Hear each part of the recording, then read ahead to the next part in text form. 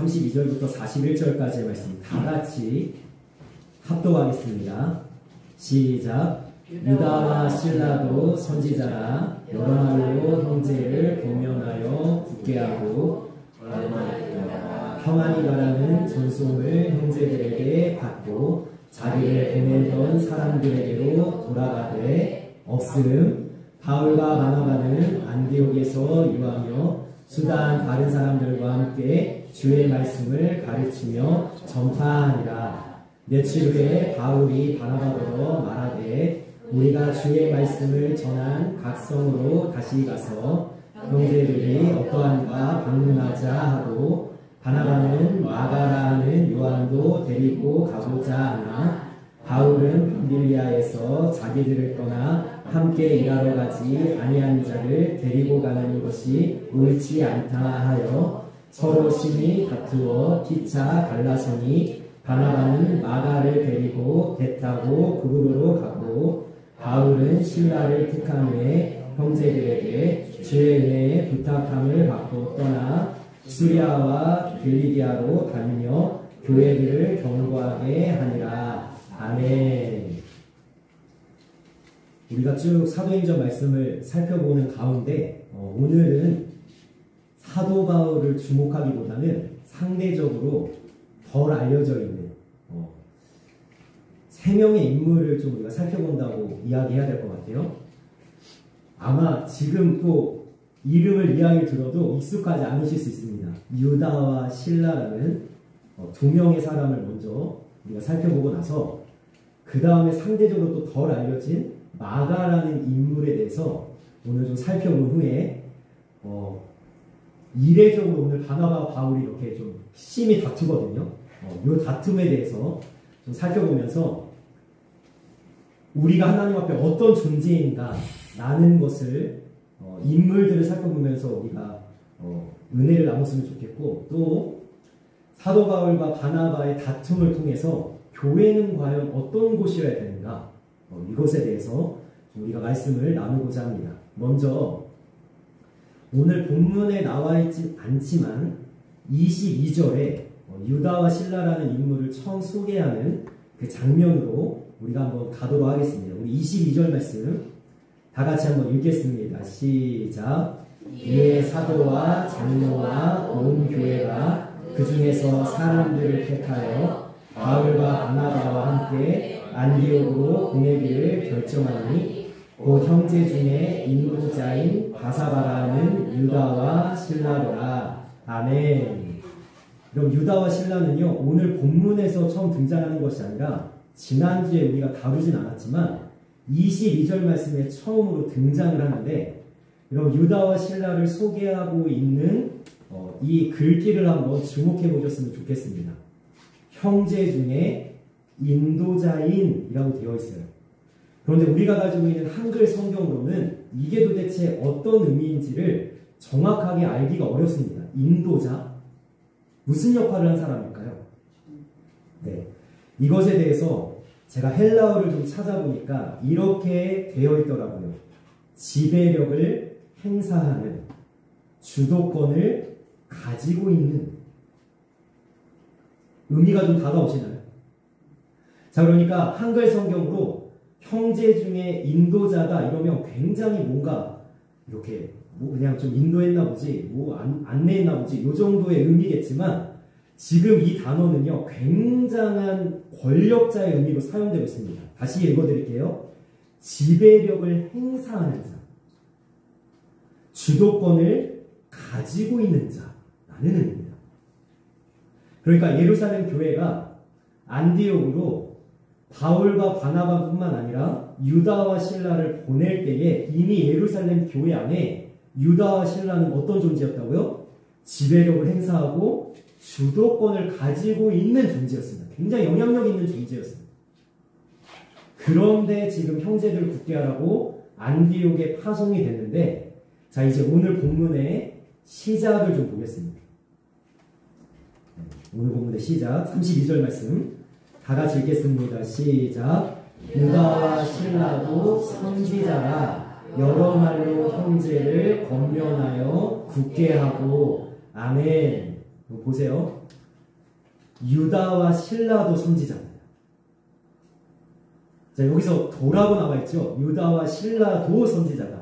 그럼 앞에 누가 있을까요? 바울과 바나바가 있는 거예요. 그러니까 성경이 뭐라고 이야기하면 이렇게 얘기하는 겁니다. 너희가 주목하는 바울과 바나바가 선지자가 아니고 너희가 주목하지 않지만 상대적으로 덜 알려졌지만 유다와 실라도 선지자다라고 얘기하는 거예요. 그런데 우리는 누구만 주목하죠? 바울과 바나바만 주목하죠. 유다와 실라는 우리의 주목을 끌지 못합니다. 선지자는 어떤 존재인가 보니까 고린도전서 14장 3절에 이렇게 이야기하더라고요. 예언하는 자는 사람들에게 말하여 덕을 세우며 권면하며 위로하는 것이요. 다시 한번 읽어드리겠습니다. 예언하는 자는 사람에게 말하여 덕을 세우며 권면하여 위로하는 것이요. 그러니까 유다와 실라가 선지자라는 의미는 어떤 의미냐면 하나님의 말씀을 가지고 성도들을 권면하고 위로하고 덕을 세우는 자라는 거죠. 대단한 영향력을 가진 사람이 바로 유다와 실라인데 이 유다와 실라를 우리가 살펴보면서 좀 생각해 볼 것은 이겁니다. 제가 유다와 실라의 마음을 다 들여다보지 못했지만 이런 생각이 혹시나 들었지 않을까라는 생각이 들었어요. 뭐냐면 내가 열심히 하는데 나도 바울과 바나바처럼 헌신하고 섬기는데 내가 정말로 주님을 위해서 애쓰고 이렇게 정말 내가 모든 것을 다해서 하나님을 위해서 살아가는데 왜 바울과 바나바처럼 나를 알아주지 않을까? 유다 신라가 그런 생각이 있을지도 몰라요. 여러분 이런 사람들의 특징은 어떤 특징이 있냐면 이렇게 이제 결론이 지어지는 사람들이 있습니다. 어떤 사람들이냐? 야, 내가 열심히 해봐야 사람들이 알아주지도 않는데 바나바 바울처럼 인정해주지도 않는데 열심히 해서 뭐해? 열심히 안 할래지. 야, 내가 아무리 애써봐야 사람들이 인정해주지도 않는데 나 이제 시험시험 할래. 교회 안에서 시험이 드는 많은 부분 중에 하나가 바로 이런 부분이거든요. 제가 목사로서 사실은 우리 성도님들 한 분 한 분 너무나도 귀하게 여기고 존귀하게 여기고 또 사랑해 주려고 하고 인정하고 칭찬해 주려고 하지만 제가 놓칠 때가 있죠. 특별히 오늘 같은 중식을 준비하고 간식을 준비하고 무슨 과일을 준비하고 이렇게 오셨을 때 제가 막 다 일일이 칭찬해 드리고 싶어요. 우리 권차님 너무 잘하셨어요. 우리 성도님 너무 잘하셨어요. 다 일일이 칭찬하고 싶은데 어떨 때는요. 저도 놓칠 때가 있을 거예요. 그럼 그것을 우리 목사님이 까먹었나 보다, 잊어버렸나 보다, 놓쳤나 보다 이러면 너무 감사한데 어떨 때는 그것 때문에 마음이 상할 때가 있어요. 왜 저 사람은 박수 쳐주고 왜 저 사람한테는 위에서 기도해주고 왜 저 사람은 막 알아주고 나도 이거 해왔는데 나도 이거 했는데 왜 나는 안 알아주지? 다행히 그런 적이 없으시다는 표정으로 지금 계신데 저는 사역자로 20년 넘게 사역자로만 거의 교회에서 이렇게 사역을 하면서 감당을 해봤지만 여러분 사역 잔대도요 전사님 사역 잔대도요 그럴 게 있어요 없어요? 우리 전사님이 저랑 공감을 안 해주시네요. 전사님 그러신 적이 없나 봐요. 저는 그런 적이 있어요. 저는 여러분 유다와 실라가 혹시라도 그런 마음이 들었다면 이제 열심히 안 해. 나 이제 교회에 뭐 안 해 막. 근데 여러분 유다와 실라가요 다행인 것은요 그것으로 주님의 일을 그만두지 않았어요. 오히려 더 열심히 오늘 말씀 보십시오. 유다와 실라도 선지자라 여러 말로 형제를 권면하여 굳게 하고, 그럼 멈추지 않았다는 거예요. 야, 바울과 바나바만 알아주면 어때? 사람들이 나 안 알아주면 어때? 나는 여전히 형제들을 권면하여 굳게 하는 선지자로서, 또 형제들을 인도하는 인도자로서 내가 하나님의 사역을 열심히 감당해야지. 여러분, 우리가 하나님 앞에서 신앙생활할 때 꼭 기억해야 될 한 가지는 뭐냐면, 나는 하나님 앞에서 하는 겁니다. 아멘? 여러분, 나는 사람들 앞에서 하는 거 아닙니다. 하나님 앞에서 하는 겁니다. 아멘? 여러분, 하나님 앞에서 한다는 건 무슨 의미냐면 이런 의미입니다. 하나님만 알아주시면 된다는 거예요. 신앙생활에서 가장 위대하고 가장 여러분 존귀한 신앙의 모습이 어떤 자의 모습이냐면, 아무도 안 알아주고 아무도 안 볼 때라도 자기의 자리를 지키는 사람. 이 사람을 하나님께서 귀하게 여기시고 소중하게 여기셔요. 제 얘기가 아니라 예수님께서 그 유명한 산상수훈에 마태복음 6장에서 이런 이야기를 하십니다. 여러분, 유대인들은요, 여러 가지 종교 생활 중에 중요하게 여기는 세 가지가 있었습니다. 그게 뭐냐면 기도와 금식과 구제가 있었습니다. 그런데 예수님께서 이 중요하게 여기는 세 가지를 또 떼서 어떻게 너희들이 기도하고 구제하고 금식해야 되는지 한마디로 얘기해 주세요. 뭐라고 얘기하면 이렇게 얘기합니다. 은밀히 해라. 여러분, 이 말씀을 하신 이유가 뭘까요? 유대인들이 이 세 가지 종교 생활을 할 때마다 어떻게 했다는 거예요? 맨날 자랑하면서 했다는, 과시하면서 드러내게, 나타내게 했다는 거예요. 기도할 때 어떻게 합니까? 시장에서 많은 사람들이 주목하는 가운데 보란듯이 두 손을 들고 하나님 앞에 기도했어요. 금식할 때는 어떻게 했죠? 나 금식한다, 금식한다 광고하는 것처럼 머리도 빗지 않고 얼굴에 기름도 바르지 않고 슬픈 기색을 띠면서 나 금식하고 있어, 금식하고 있어 이러고 다녔다는 거죠. 여러분, 한마디로 얘기하면 예수님 보실 때 그게 꼴 보기가 싫은 거예요. 너희들 사람들에게 보이려고 하냐? 구제할 때 나팔을 불고 큰 소리를 지르면서 내가 가난한 자를 돕고 있다, 광고하면서 했다는 거예요. 예수님께서 그러나 그러한 신앙생활의 목적과 방향을 분명하게 뭐라고 얘기하냐면 은밀히 하라는 거예요. 여러분, 은밀히 하라는 의미가 무슨 의미입니까? 사람들이 알아주지 않더라도, 사람들 모르게, 사람들이 보지 못하게, 사람들이 인정하지 못하게 하나님만 볼 수 있고 하나님만 들을 수 있도록 너희들은 기도하고 금식하고 구제하고.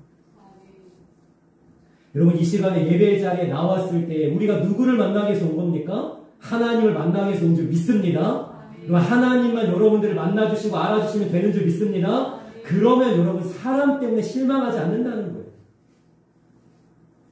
무엇하러 비교합니까? 바울과 바나바. 나는 유다와 실라인데, 나는 바울과 바나바가 아닌데 무엇하러 비교하고 있냐는 거예요. 나는 왜 바울과 바나바 같지 않아? 저도 사실은요, 목회하면서 이렇게 말씀을 전하고 하나님의 사역을 감당하면서 사람들이 알아주기를 바랄 때가 많았습니다. 여러분, 그럴 때는요, 제가 사람을 보며 세상을 볼 때 만족함이 없더라고요. 어느 날, 여러분, 최근에 있던 일입니다. 어느 날 하나님이 저한테 나타나셔서 딱 한마디 하시더라고요. 뭐라고 얘기하시죠? 이렇게 얘기하시더라고요. 권능아, 다 김은호겠느냐? 그럼 김은호 목사님 아시죠? 오륜교회 김은호 목사님? 제가 얼마 전에 직접 만나고 그 말씀이 계속 떠올라서 다 김은호겠느냐? 또 뭐라고 하시면 이렇게 하셨어요? 다 이찬스겠느냐?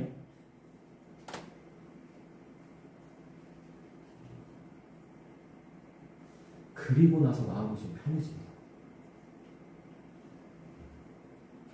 혹시라도 아직까지 내가 사람이 알아주지 않아서 인정받지 못해서 마음 아픈 그러한 어떤 시험에 드는 그런 모습이 있다면, 여러분, 제가 유다와 실라를 이렇게 묵상하면서 떠오르던 찬양이 하나 있었습니다. 주만 의지해라는 찬양이 있는데요. 여러분, 이 가사가 아마 유다와 실라가 고백하던 그 고백이 아닐까라는 생각이 들었는데, 한번 제가 나눠보겠습니다. 잘 들어보십시오. 의지했던 모든 것 변해가고 억울한 마음은 커져가네. 부끄럼 없이 살고 싶은 마음 주님 아시네. 모든 일을 선으로 이겨내고 죄의 유혹을 따르지 않네. 나를 구원하신 영원한 그 사랑, 크신 그 은혜 나를 붙드네. 주어진 내 삶이 작게만 보여도 선하신 주 나를 이끄심 보내. 중심을 보시는 주님만 따르네. 날 택하신 주만 의지해. 보이는 상황에 무너질지라도 예수 능력이 나를 붙드네. 보이지 않아도 주님만 따르네. 내 평생 주님을 노래하리라. 아멘. 저는 이 찬양의 가사가 떠오르면서 오늘 말씀의 제목을 정해봤어요. 여러분, 유다와 실라에게 사람들의 인정이 보이지 않아도, 사람들이 알아주지 않아도 내 상황과 내 환경이 정말로 시온의 대로가 열린 것처럼, 꽃길만 걷는 것처럼 보이지 않아도 뭐만 하겠다고요? 주님만 따르겠다는 거죠.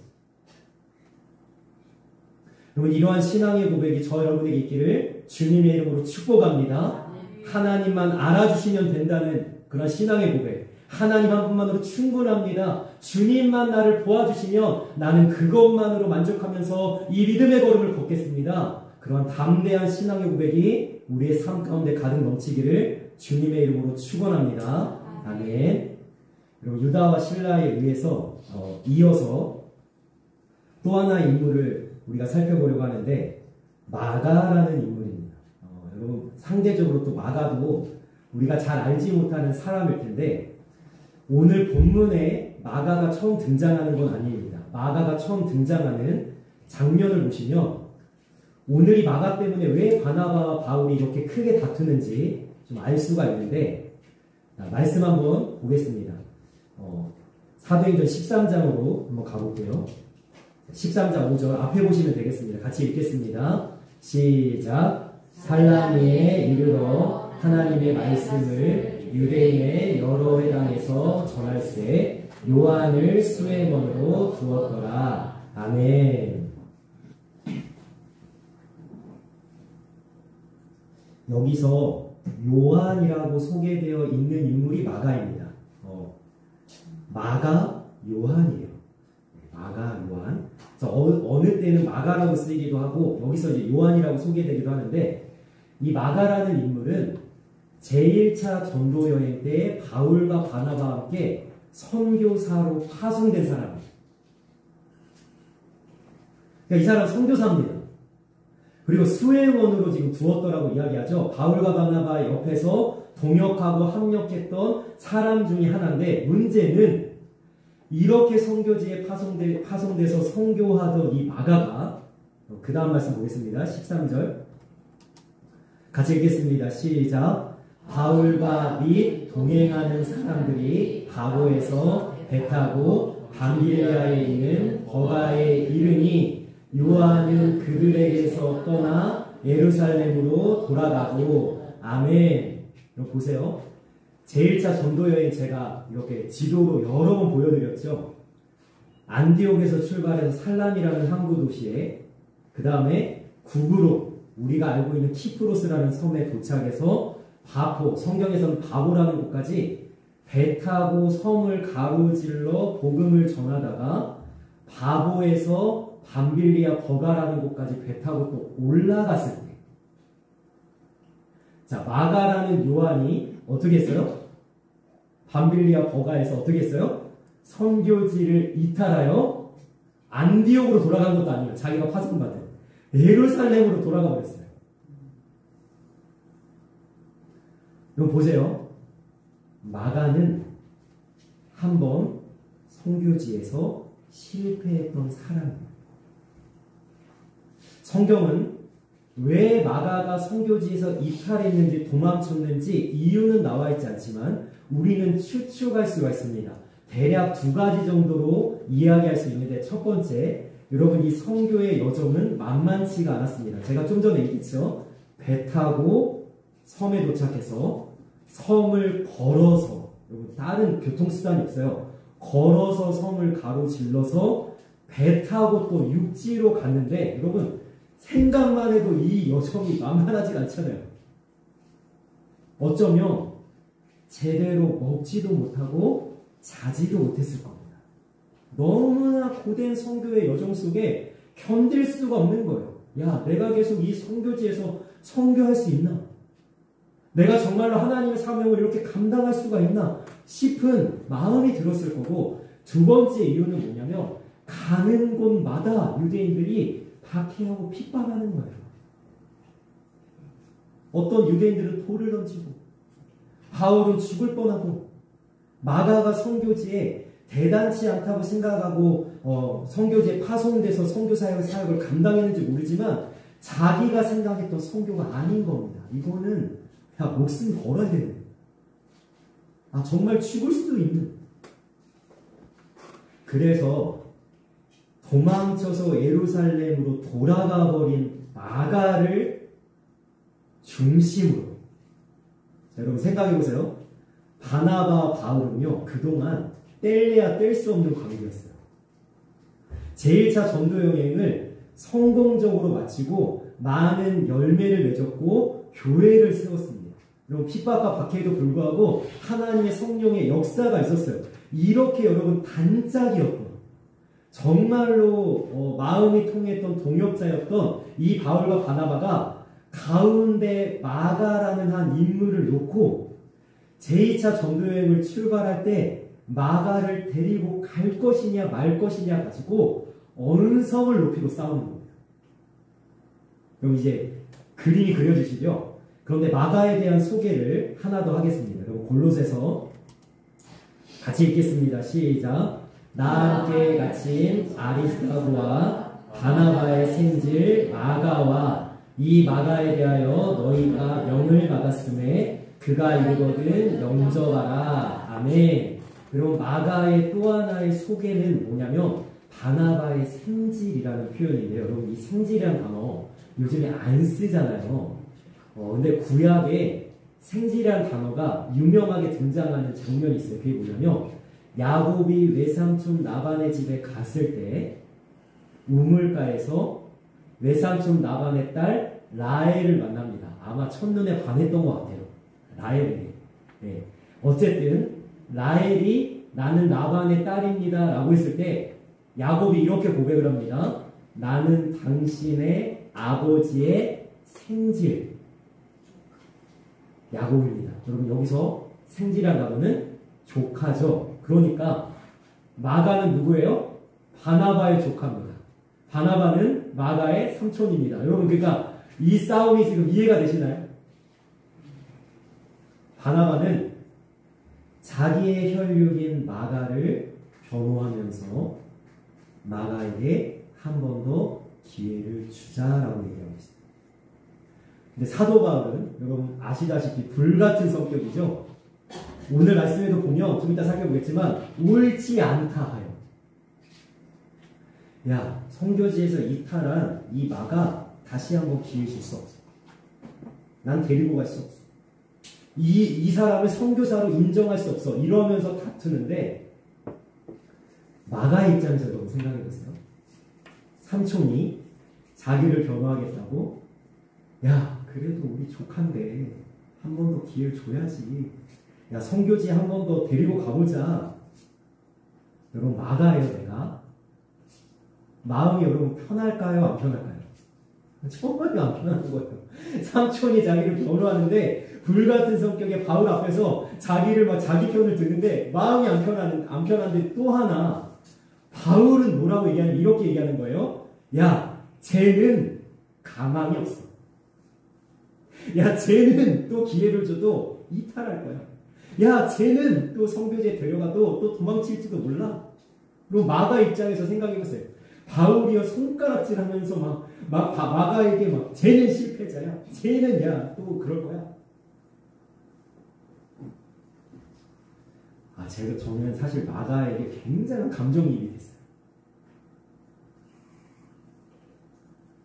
마가가 스스로도 굉장히 괴로워요. 왜냐하면 나는 선교지를 한번 이탈했어 라는 자책뿐만 아니라 죄책감까지 들고 있는 거예요. 나는 실패자야. 안 그래도 자기가 초라하고 작게 느껴지는데 삼촌인 바나바가 자기를 변호할 때는 더 작게 느껴지고 있는 거예요. 지금. 아, 삼촌 그만 좀 해. 알았어, 그만 좀 해. 이럴지도 모르겠어요. 근데 저쪽에서는 바울이 뭐예요? 손가락질하면서 너는 안 돼. 막 이러고 있으니까 작다가 어떻게 되냐면 지금 쪼그라들고 있는 상태예요. 쪼그라들고 있는 상태. 근데 이 말씀 여러분 가만히 한번 생각을 해보십시오. 제가 마가라면 그 자리를 피했을 것 같아요. 그런데 마가가 자책과 죄책감과 실패감과 패배감에도 불구하고 끝까지 그 자리에 남아있는 이유는 뭐냐면 다시 한번 선교지에 가고 싶은 거예요. 자기의 실수를 만회하고 싶은 거예요. 이번에는 나는 이탈하지 않을 거야. 도망가지 않을 거야. 난 피하지 않을 거야. 선교사로서의 사명을 감당할 거야. 그 마음으로 끝까지 바울과 바나바의 다툼 속에서 자기의 자리를 지키고 있고 결국에는 바나바가 마가를 데리고 처음 선교했던 그곳 키프로스 구구로 섬에 선교여행을 출발합니다. 동역자. 여러분 이 마가 이야기를 왜 제가 길게 이야기하냐면 우리의 인생에서 때로는 우리가 실패할 때가 있다는 거예요. 내가 실패하는 것은 왜 그러냐면 나는 그만큼 연약한 존재일 수밖에 없기 때문이에요.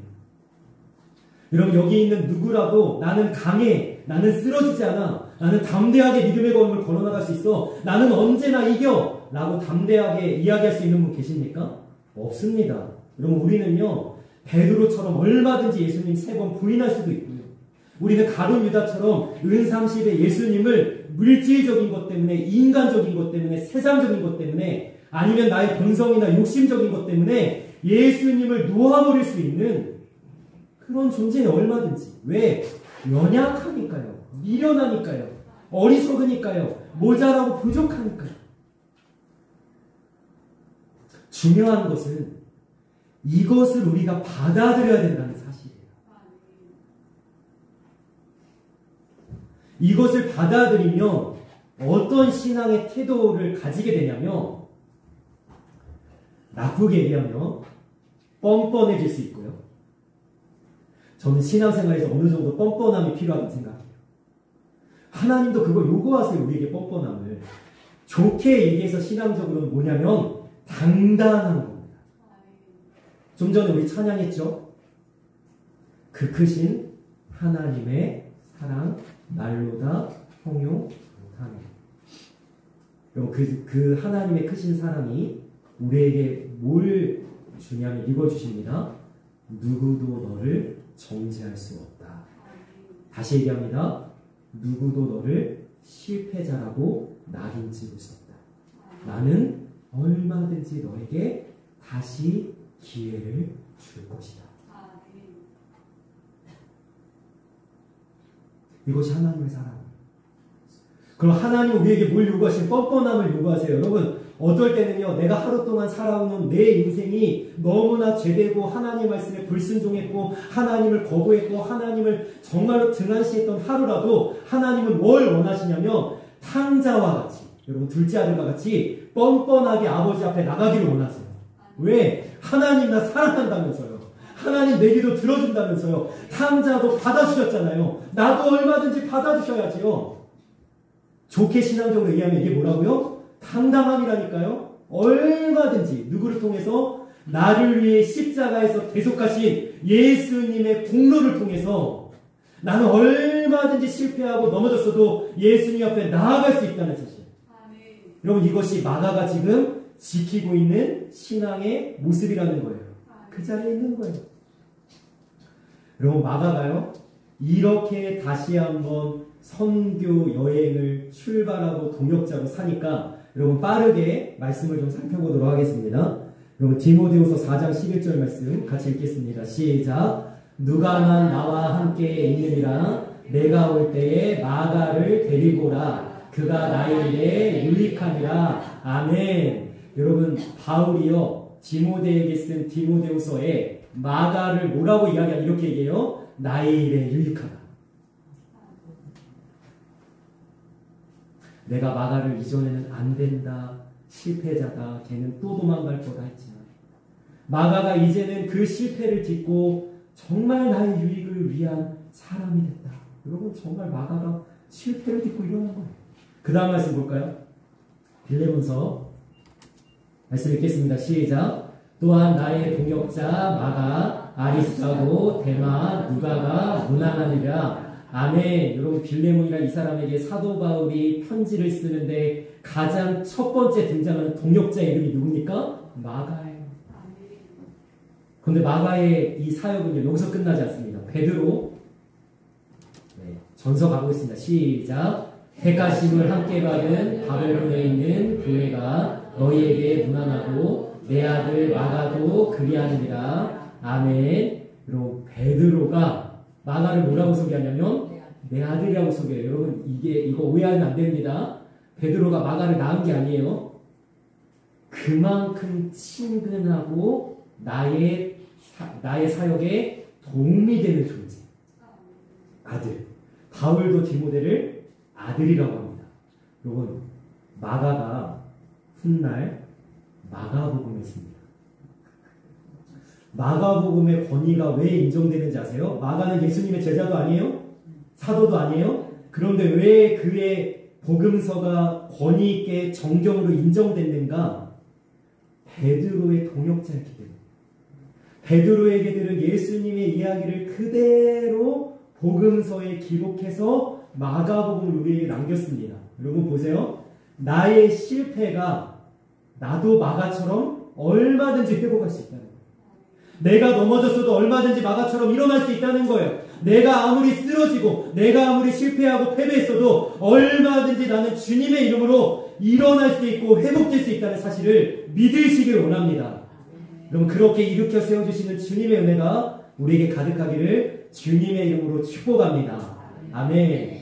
그리고 마지막으로 우리 바울과 바나바의 다툼을 좀 가지고 오늘 말씀을 나누고자 하는데 본문 말씀 한번 읽겠습니다. 37절부터 39절 같이 있습니다. 시작. 바나바는 마가라는 요한도 데리고 가고자 하나 바울은 밤빌리아에서 자기들을 떠나 함께 일하러 가지 아니한 자를 데리고 가는 것이 옳지 않다 하여 서로 심히 다투어 피차 갈라서니 바나바는 마가를 데리고 배 타고 그구로로 가고. 아멘.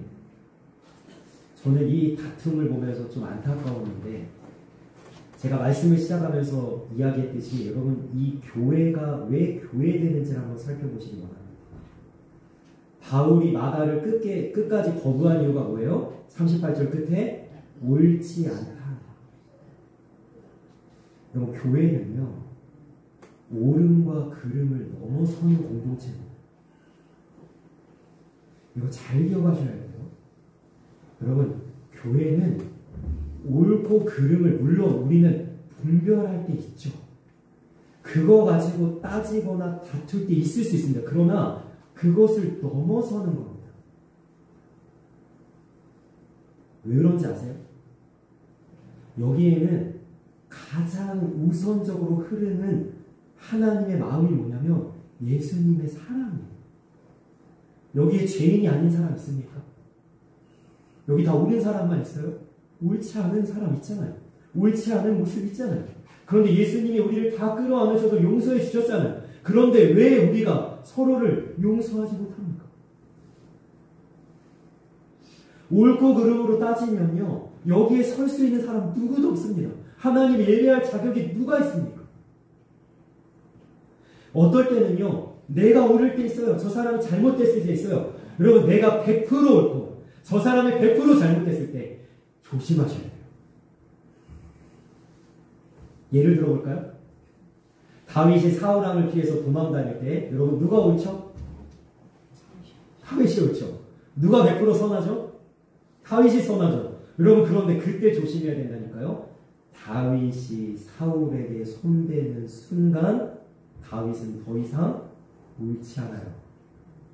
더 이상 선하지 않습니다. 다윗이 옳아요. 다윗이 맞아요. 다윗이 선해요. 사울에게 손대지 않는 한 그런 거예요. 저는요, 우리 교회가 최소한 이걸로 다투지 않았으면 좋겠어요. 내가 옳아, 네가 틀려. 나의 정치색과 너의 정치색이 달라. 이거 가지고 다투지 않았으면 좋겠어요. 그거를 넘어서는 게 교회입니다. 너 이거 잘못했어. 너 왜 이거 이렇게 해? 어느 교회 보니까요, 긴장하다가 싸우더라고요. 고춧가루 왜 먼저 뿌리냐?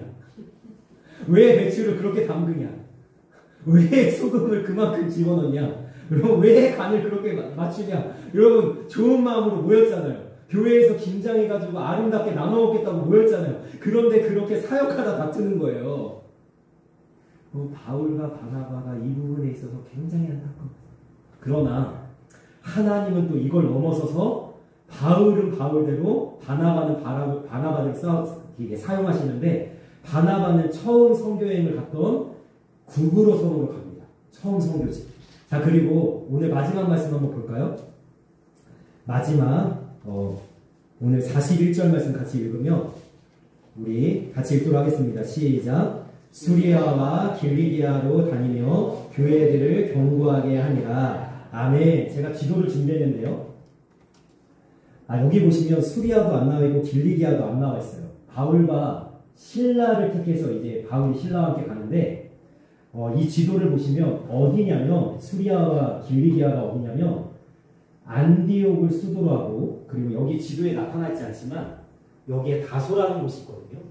안디옥과 다소라는 곳을 수도로 하는 지역을 수리아와 길리기아라고 합니다. 그러니까 구브로 섬에 간 바나바와 반대로 바울과 신라는 이쪽으로 이제 제2차 전도여행을 시작하는데, 이제 바나바는 등장하지 않아요.